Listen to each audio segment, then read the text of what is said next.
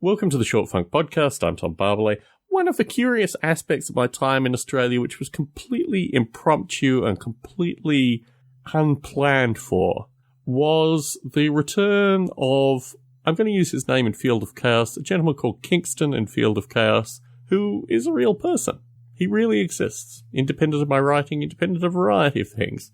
And my other friend decided that he would pay for a bus ticket in order for Kingston to come and catch up with me. It's been about 20 years, maybe 19 years. I went back to Elands when I was 20 or 21. Just had a really bad breakup. Most of the characters in Elands were off at some festival elsewhere.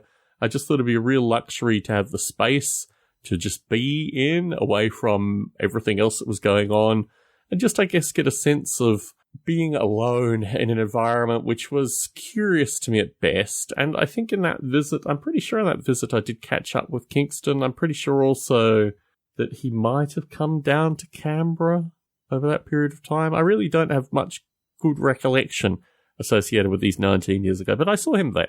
And from that time, I've had periodic updates through our mutual friend, and the periodic updates have been ebbing towards negative in general. I've recorded some audio in the Stone Ape feed, so he was talking with his friend about the time that Field of Chaos was, I think, in its second edition.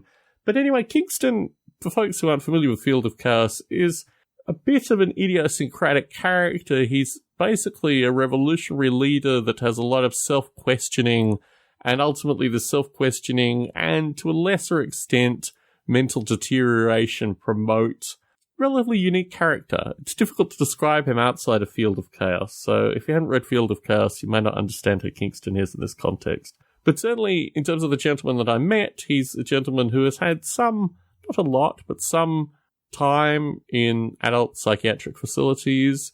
He's someone who has very much lived his own life, but is now on permanent disability, in large part through a lot of characteristics that were outlined in Field of Chaos. And when I reflect back on him as a person, I have nothing but the utmost, love, friendship-like love for this gentleman.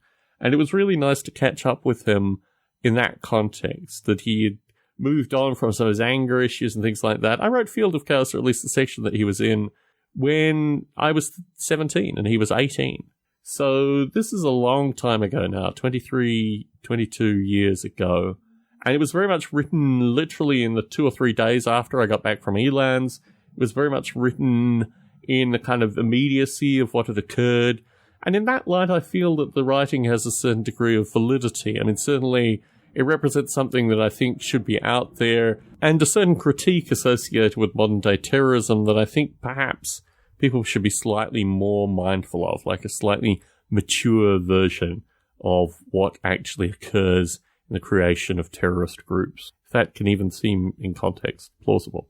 In any case, one of the things that Kingston, in the present day, left me with was what the ethics were associated with writing about mental illness in general, but more specifically his mental illness in Field of Chaos, and whether this was an affront to a human being that obviously I care about and have known, and whose lives have been intertwined in large part through this writing.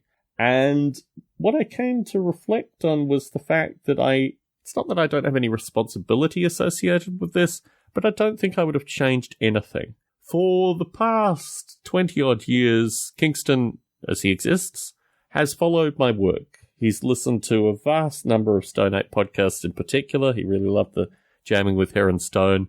A lot of my time catching up with him was actually talking about Stone Ape and some of the ideas that we put out in Stone Ape. He stopped listening to Stone Ape before the end of the podcast. I kind of get the sense he might have stopped listening maybe 9 months ago.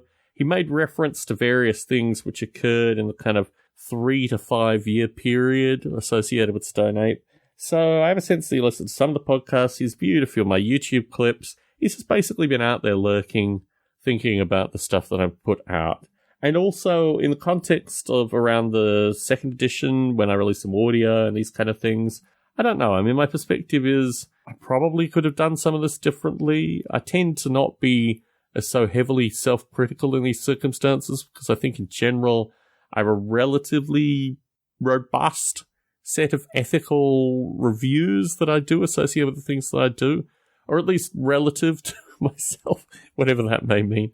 But I think in this context, having the writing out there is actually important, and certainly some of the feedback that you gave me through the time that we spent together was the ability to return to this writing as a means of describing the way things were, at least from my perceptions then.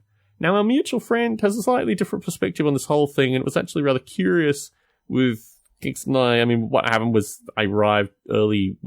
I saw him in the evening. Then so I come back in the morning because I was staying with my brother. I arrived early in the morning and we went off for a walk so we wouldn't disturb my friend and his sleeping partner. And we actually spent a good portion of the early day together. When I was about to leave, he kind of disappeared. He went and bought a hat and some other stuff. And then he went off to buy some more stuff, but he just disappeared. And no one knew where he was. And when I left, he wasn't there, which I think is probably an epitaph to the circumstances around this thing. Very little normalcy, but it was wonderful to catch up with someone who my life has been intertwined with in some relatively crazy way for many years.